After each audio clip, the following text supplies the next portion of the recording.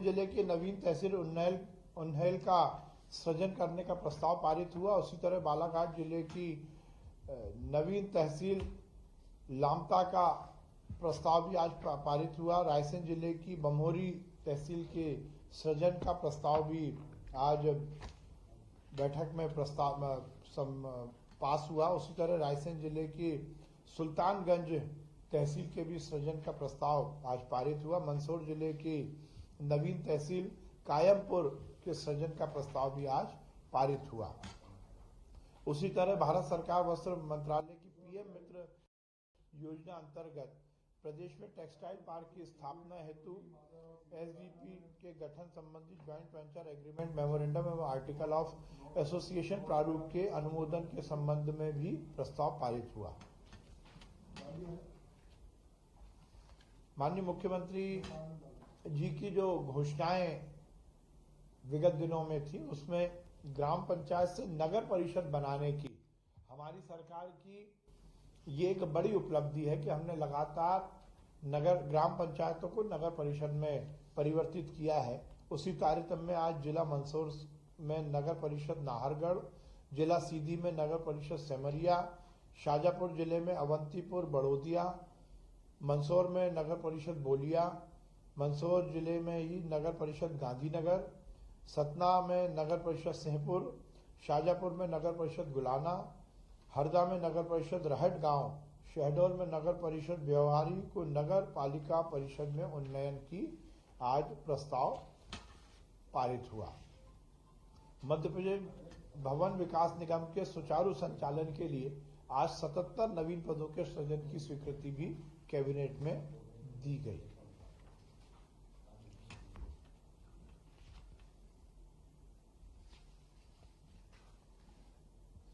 भोपाल में hybrid immunity model के अंतर्गत कमला पार्क से संत हिरदाराम नगर तक 8 लेन एलिवेटेड कॉरिडोर की स्वीकृति भी कैबिनेट की बैठक में दी गई।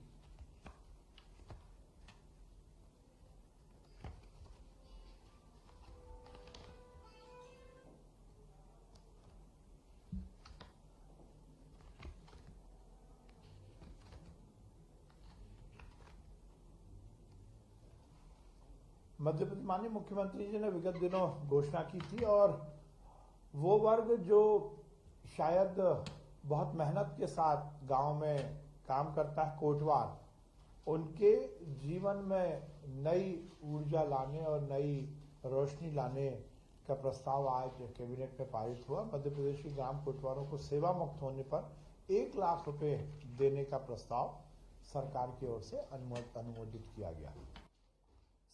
सहकारिता आंदोलन में भी आज एक बहुत बड़ा फैसला शिवराज कैबिनेट ने लिया है।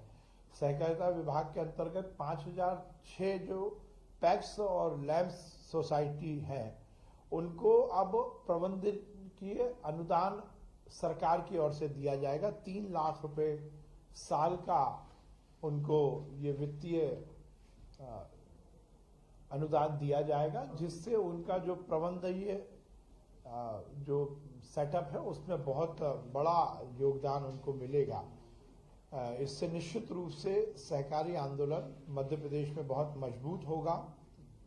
उसके साथ ही समिति की उचित मूल्य की दुकान में कार्यरत समस्त विक्रेताओं को पारिश्रमिक और मानदेय के अतिरिक्त 3000 रुपए प्रति माह की भी वृद्धि आज प्रस्तावित की गई, जिसको कि कैबिनेट ने मंजूरी दी है। समस्त शासकीय उच्चतर माध्यमिक विद्यालय में प्रथम स्थान पर आने वाली छात्र और छात्राओं को निःशुल्क स्कूटी देने के जो प्रक्रिया है उसको सरलीकरण किया गया और छात्र की मर्जी से ही वो स्कूटी को खरीद सकता है।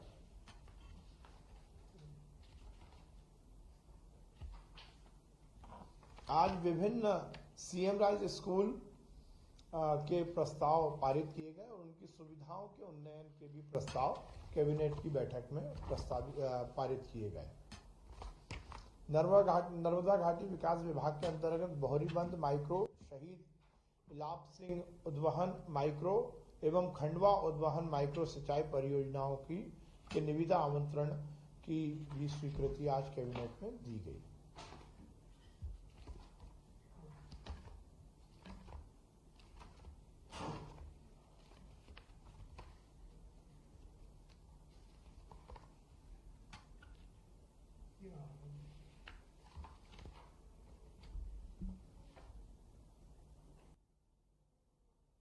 आज आहार अनुदान योजना के अंतर्गत हितग्राहियों को प्रति माह 250 रुपए जो अभी तक मिलते थे उसमें वृद्धि करके 1250 रुपए के स्थान पर प्रति माह 1500 रुपए का प्रस्ताव आज कैबिनेट में पास हुआ।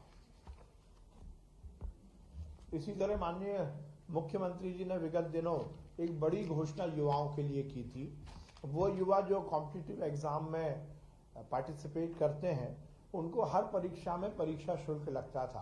माननीय मुख्यमंत्री जी ने घोषणा की थी कि अब एक बार ही उनको परीक्षा शुल्क लगेगा और इस संबंध में आज प्रस्ताव कैबिनेट में पास किया गया।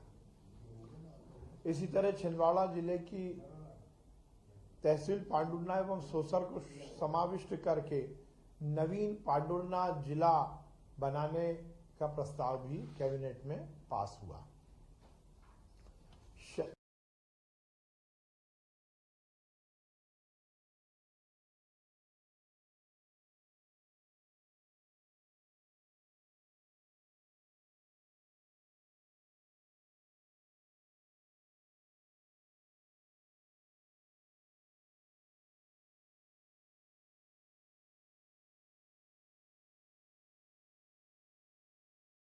शहीद हुए वन कर्मियों को मध्य प्रदेश शासन द्वारा शहीद घोषित करते हुए आश्रितों को 10 लाख से बढ़ाकर 25 लाख रुपए की विशेष अनुग्रह राशि देने का प्रस्ताव भी आज कैबिनेट की बैठक में पास किया गया।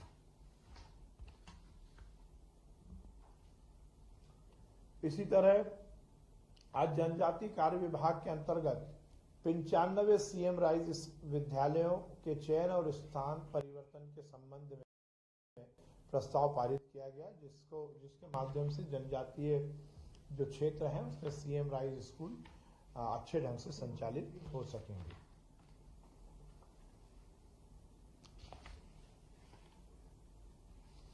आज जनजातीय एवं लोक कलाकारों के प्रदर्शन के लिए दैनिक मानदेय और भत्ते में भी बढ़ोतरी की गई। अभी तक मानदेय 800 रुपए प्रति दिवस था, अब हमारे जनजातीय लोक कलाकारों को 1500 रुपए प्रति माह ये मानदेय मिलेगा और इसी तरह दैनिक भत्ता जो 250 रुपए था वो बढ़ाकर 500 रुपए किया गया है।